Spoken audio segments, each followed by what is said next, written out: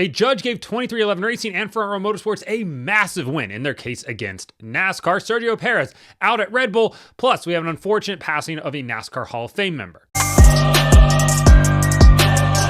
Welcome back to Break Hard. I'm Matt. So in yesterday's video, I was like, hey, we're only going to do one of these every other day, basically during the off season because news is slow. But hey, if big news happens, then we'll do one. Big news happened, so we're back to do another one. Before we get into that though, on Wednesday though, NASCAR announced the passing of Fred Lorenzen. He is a NASCAR Hall of Fame member. He passed away at the age of 89. He is an absolute pioneer of the sport, 26-time race winner and like 158 starts. So by the numbers, not too shabby at all. He's also the first driver to earn over $100,000 in a season back in 1963. And like I said, he was a pioneer of the sport and he should be remembered just as that.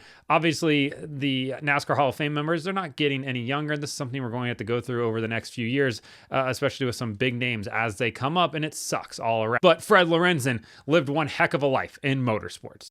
So let's get into today's news though. 23XI Racing and FRM Motorsports scored a massive win over NASCAR on Wednesday when District Judge Kenneth Bell awarded them the injunction that they had requested, meaning that the teams will be able to race in 2025 with their charters and they will be able to complete the purchase of their charters from Stewart-Haas Racing. NASCAR cannot block them. NASCAR has to allow them to sign the charters while continuing their litigation against NASCAR, essentially saying that the release that NASCAR has cannot be upheld is essentially what was said there. And all of this comes on the heels of a switch in judge in this case, Frank Whitney out, Kenneth Bell in. The teams had to go back to the courts and, lay out what was going to happen here.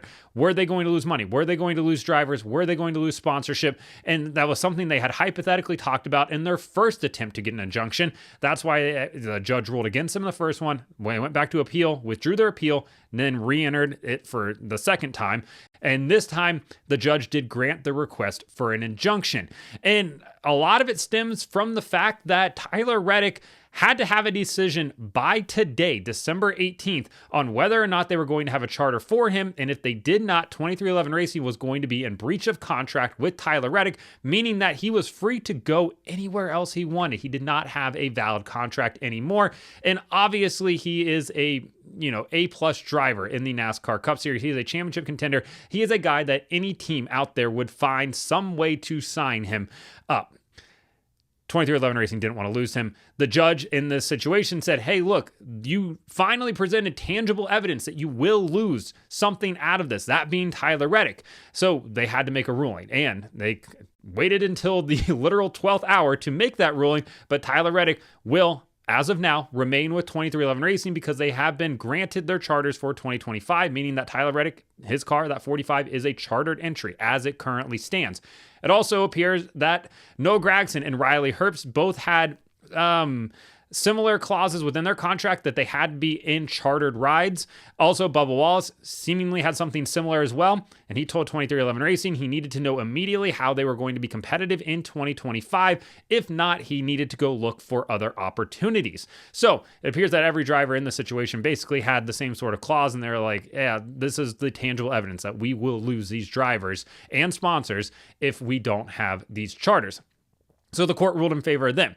A lot of people are going to get hung up on that. A lot of people are going to focus on the driver aspect of this. But as Matt Weaver and others have pointed out on Twitter, I think the biggest part of this is that the judge has called NASCAR a monopoly. And previously, with what we saw out of Frank Whitney, he did not refer to NASCAR as a monopoly in this case as it had currently stood. Kenneth Bell, though, did refer to them as a monopoly twice. The first time saying, quote, the court finds that NASCAR possesses monopoly or monopsony power in the relevant market. Okay, that's a big one right there. Obviously, the judge is saying that NASCAR possesses monopoly power within the market that is big time stock car racing, that, the market that, the sport currently exists in. Okay, that's kind of the first time we've heard of this. And it's an argument that the teams have been making, and it's an argument that NASCAR has been fighting against. He also goes on to say, quote, in practical effect, the question before the court is, can a monopolist require that a party agree to release the monopolist from all claims that it is violating the antitrust laws as a condition of doing business? The answer is no. So what the judge is saying right there is that NASCAR cannot tell the teams you have to relinquish your rights to do business with us and not sue us. And that's what NASCAR has said with that release clause. The clause which basically if you sign it for a charter, you sign the charter agreement, you could not sue them. You could not pursue legal action against NASCAR. What the judge is saying in this case is you cannot be the governing body, the monopoly, the monopolist in this situation and tell them you lose your legal rights if you want to do business with us. You cannot do that. That's what he's saying here. Now, how will that, affect this case moving forward? I'm interested to see that. NASCAR has not said one way or another if they are going to appeal this decision or not. The judge did say in this case, though, he wants to have this case wrapped up by the start of the 2026 season. So if you're tired of hearing about the lawsuit already, guess what? Strap in because we have another 12 months of it ahead of us. I still don't think it goes full trial. I think that maybe we get into this and there's a settlement before we go to a complete ruling and a complete trial. We'll have to wait and see how all of that stands. But this decision came from Judge Bell without a hearing. And that's exactly what the teams wanted in this situation. Definitely not what NASCAR wanted here. They wanted to be able to present their case, which is part of the reason why I believe NASCAR will likely appeal this. That's why I said back when, the 45 car currently is a chartered entry. That's because I still think that NASCAR will likely appeal this ruling. It just makes sense unless, of course, they're just ready to go to trial with this and they're ready to go at it. We'll see how all of it plays out, but this is a massive, massive win for the teams. And it also means that they're going to get their third charter. So Riley Herbst, his number 35 is going to be a chartered entry. It also means that the third FRM car is going to be a chartered entry. Zane Smith right now just let out like the biggest exhale. He can finally relax as we head into Christmas next week because his car, assuming that they're going to finally announce him, will be a chartered entry. So all 6 of those drivers for those 2 teams have to be, breathing a sigh of relief because they all have jobs for next year and don't have to go out and search for a job. But imagine if Tyler Reddick hit the free agent market this late in the season. Who is getting dropped from their rides? There would absolutely going to be a team that would boot one of their drivers out and put him in. Just 100% would happen. Yeah, I don't know. I honestly, the thought of that in the absolute feeding frenzy that would happen would be astronomical. Like if you're Spire Motorsports, you take a run at Tyler Reddick, right? Like you have to in the grand scheme of things. Like, hey, sorry, Justin Haley, like we get it. Like your family's got a lot of money, but we want to win races here. And Tyler Reddick with Rodney Childers would be absolutely bananas.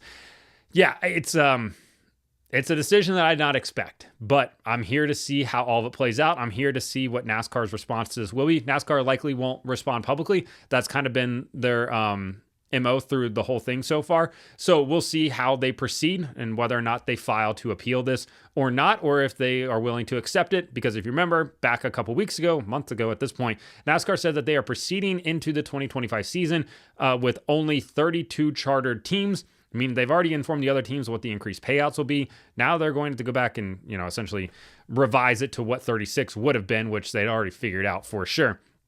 It's just, it's interesting. We'll see how all of it plays out going forward.